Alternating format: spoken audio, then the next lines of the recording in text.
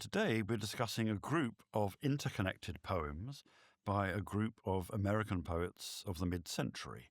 John Berryman, Robert Lowell, and Elizabeth Bishop, primarily. They all knew each other.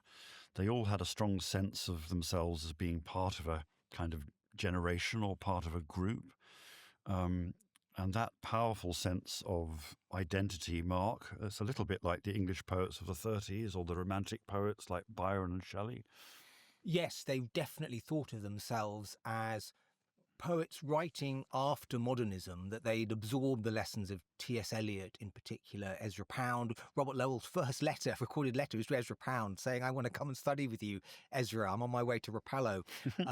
But he didn't make it. But they did have a sense of utter reverence for this previous generation of poets who had created a modern American poetry kind of commensurate with American power and American kind of prestige. Because if you go back to the 19th century, you've only got sort of Whitman and Dickinson that people read, and then you get this extraordinary generation of poets writing in the first decades of the 20th century. And for people like Berryman and Lowell and Delmore Schwartz, who we'll be talking about as the elegized in Berryman's Dream Songs, and for Elizabeth Bishop, who had a very close relationship with Marianne Moore, they really were in this dilemma of how to compete with their predecessors. They really did suffer from the anxiety of influence.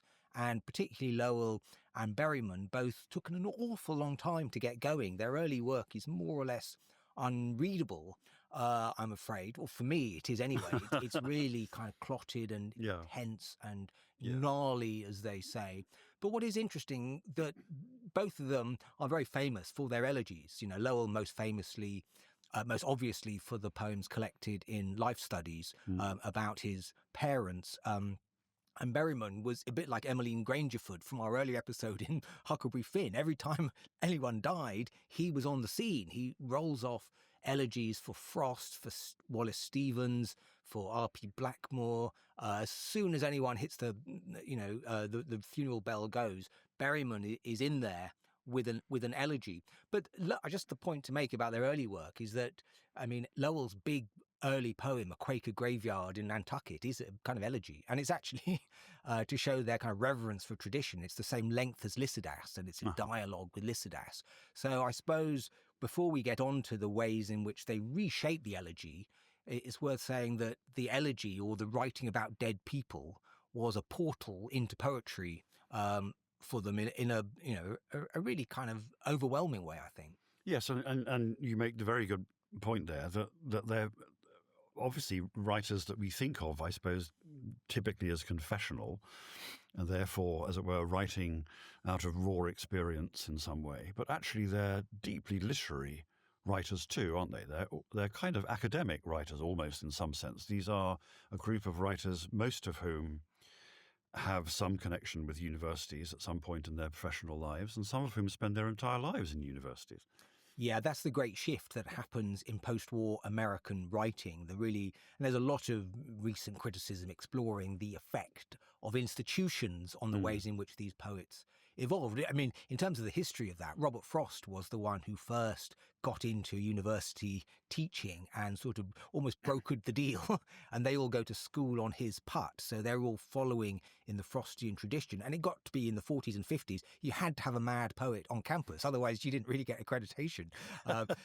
And there's an interesting, if you look at the photos of Lowell, who's on campus, there's always these kind of new critical style academics with their ties. And there's Lowell not looking at the camera with his tie half undone and his specs kind of looking into the distance. So these poets did have a slightly odd relationship with these institutions, which they often behaved in the most disgraceful ways.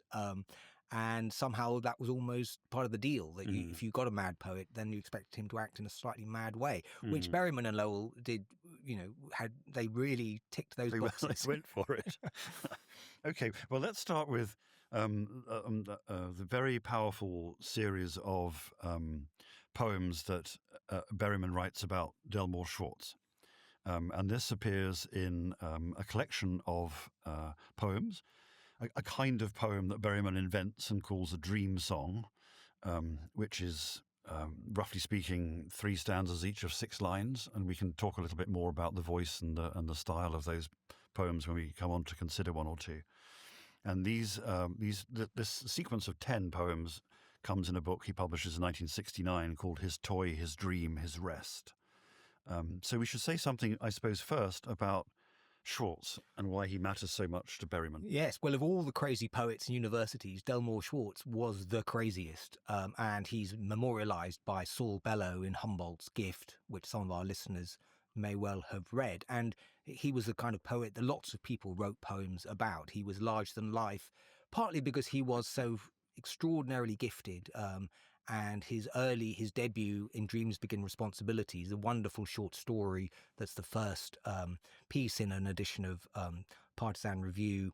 And in it, he's watching a movie. His parents are about to get married, and he famously gets up and shouts at them, "Don't do it, don't do it." So we should say that all of these poets came out of really troubled family situations of different kinds, that the dream songs, as you mentioned, can be construed on one level as an ongoing elegy or exploration of the effect on Berryman of his own father's suicide. John Smith, Berryman was the name of his mother's second husband, John Smith, who committed suicide when Berryman was, I think, 10 or 11. And the poem opens with a reference to the suicide, and the penultimate one talks again about the suicide. But Schwartz's family background, which is the main thing that he discusses in his poetry, was equally tortured.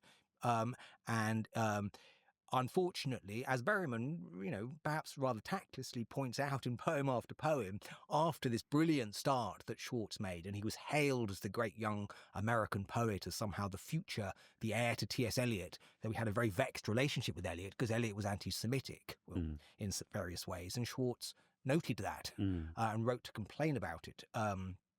But that after that, Schwartz kind of goes off the rails in various ways, in the ways which poets in that generation did, principally through alcohol.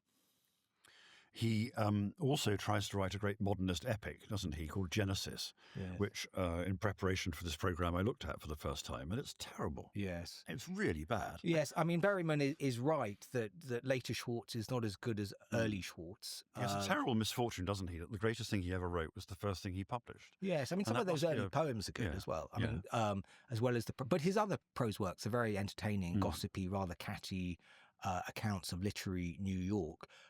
So he was a good critic as well. So, and he got jobs in universities, but he was in various ways impossible. He got very, very suspicious, and there's a good biography by James Atlas published in the 70s. And I think his collected poems have recently been published in America by FSG, Ferris Strauss Giroux. So whether Berryman is right when he says that the young will read his poems, I don't know. I haven't noticed many young people clutching volumes of Delmore Schwartz.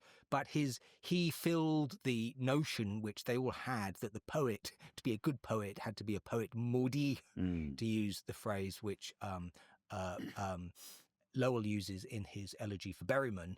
We had to be poet maudit in our generation, that somehow to overtop or cope with the inheritance of such as Eliot and Frost and Stevens and Williams, they had to go the extra mile and be, in some ways, create extreme experience. Yes, in some senses damned, like the doomed French poets of the late 19th century, the symbolist poets that Verlaine writes about. Yes, and I think the way it translates itself in the poetry is, the term I like to use is expressionist, that they will do anything to get the poem as expressive as possible, that there's no sense of reticence.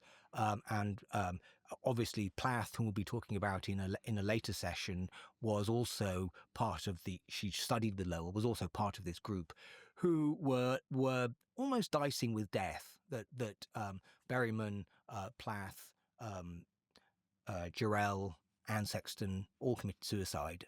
And somehow they write about committing suicide in their poems, and then they do commit suicide. So there is a kind of extreme poker game going on, and that is part of what makes the poems so kind of enthralling, but also kind of seem quite dangerous in various ways.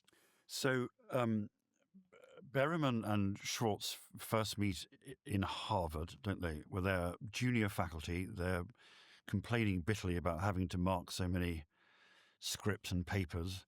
And Berryman very, very quickly starts regarding Delmore Schwartz as a reader, as a critical reader of tremendous gifts.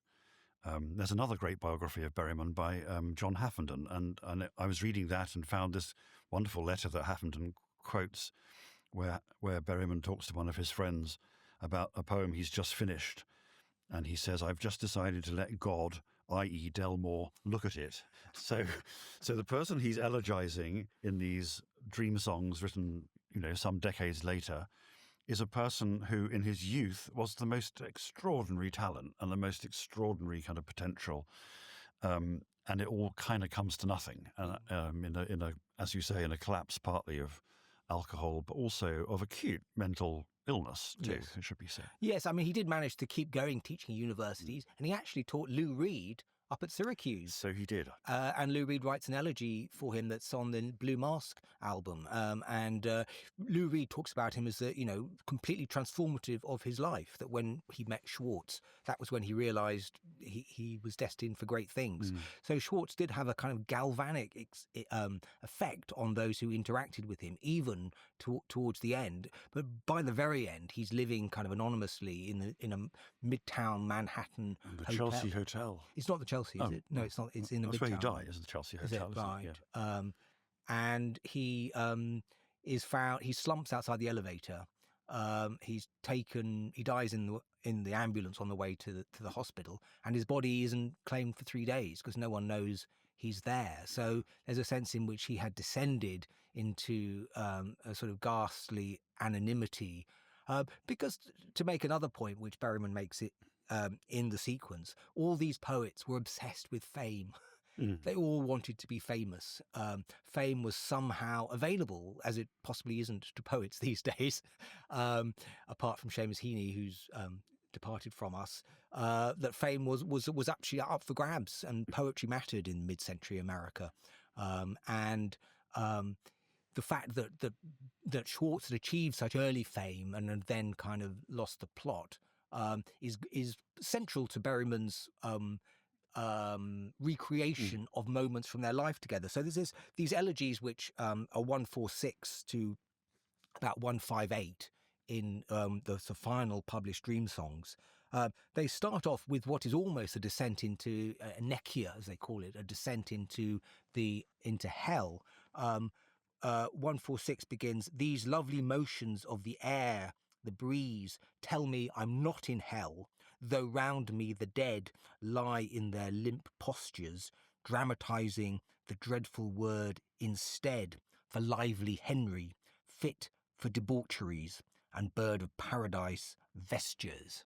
Now, we must explain Henry, mustn't we? Because the whole rhetorical world of the Dream Songs is quite complicated, and it looks extremely improvised and rather thrown together, and sometimes a bit kind of knockabout. But actually, there's a very sophisticated and complicated kind of rhetorical world going on, isn't there, in these poems? Yes, Henry is addressing someone called Mr. Bones, and there's a kind of dialogue and theory going on. And Berryman would say, "I'm not Henry," but Henry is his alter ego, and Henry experiences what Berryman experiences. So, but it's interesting that he did need this figure, this character, as a way of processing or allowing, I think, these extreme kinds of emotion that get dramatized in the poetry, that they are uninhibited in terms of the history of the elegy. What Berryman really brings to it is an uninhibitedness, which is radically new, and it does re-energize it. It makes it complicated and problematic, I think, that he's always saying horrible things about people in his elegies. He talks about Robert Frost's malice. When he did one for Wallace Stevens, he says he's not as wide as I am. His poetry may be kind of deep, but it's not as wide as mine. So it does become a kind of forum for this male competitiveness. In fact, the one about Sylvia Plath is rather admiring, but they mainly are for other men. But the elegy is not the elegy in Berryman's hands becomes much less controlled or contained, much less mannered or well mannered, and it becomes really quite aggressive in all sorts of ways. And what he says about Schwartz is powerful and moving, and full of pathos, and it does recreate the glories of his youth. But it's also pretty ruthless in assessing the ways in which his talent was squandered or departed. Thanks for listening to this extract from Close Readings. You can listen to the full episode and all our other Close Readings series by signing up to our Close Readings subscription. If you're listening in Apple, you can do that just by going to the top of this podcast, or for Spotify and other podcast apps, go to lrb.me/audio or click on the link in the description.